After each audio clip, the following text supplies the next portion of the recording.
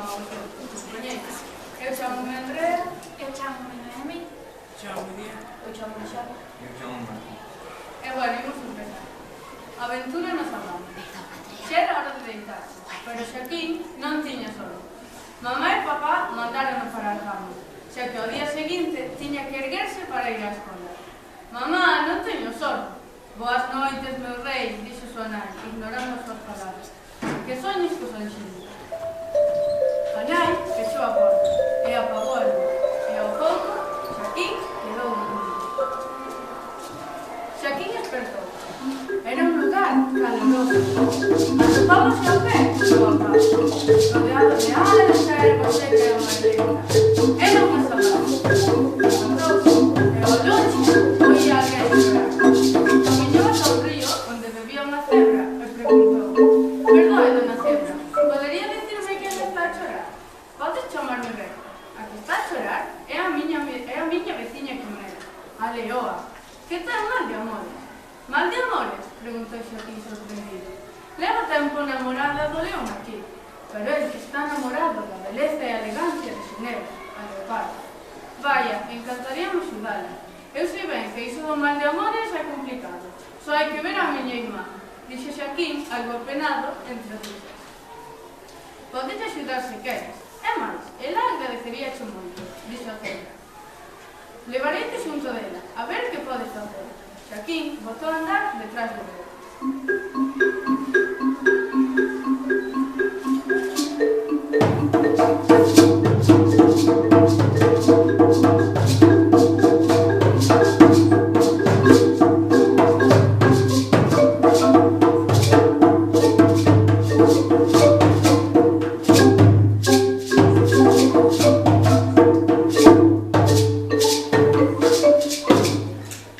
Chegaron ata unha pequena pena na que choraba a leoa Quimera.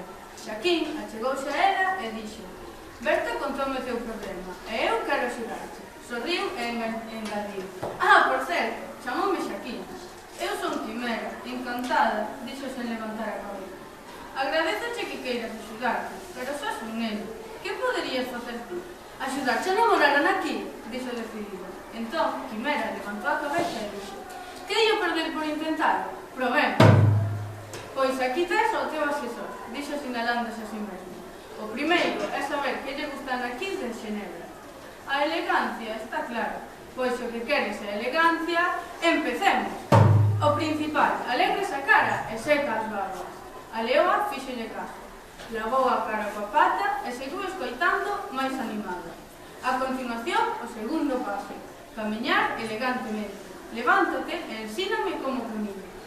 Quimera fixo e Xaquín comentou: "Non, así non. Tes que dar pasos máis firmes e a vez suaves, combinando a seguridade coa delicadeza. Faime caso." Quimera endereitou o corpo e comezou a camiñar elegantemente. Parecía unha raíña. E como terceiro e último paso, ensinarlle aquí que non tes nada que envidiar a Xenebra. Achégate a él e camiña como acabas de facer. E iso sí, non esquezas un sorriso. Quimera achegouse insegura á árbore na que descansaban. Mirou para él, logo para Xaquín, e cando o neno animou cun xesto, comezou a andar tentando namorar a Xaquín. E así foi. O león baixou da árbore e achegouse a ela e dixolle: "Véxote diferente, como máis elegante", adiantouse Quimera. "Sí, e tamén moito máis atractiva", e ao rematar esta frase achegouse a bicala. Xaquín sorriu e pensou para si: misión cumprida. E xusto nese momento oíu a voz de súa nai: "Xaquín, esperto chegarás tarde ao colexio. Hoxe ides de excursión ao zoo. Espero ver os leóns." Riu e ergueuse da cama.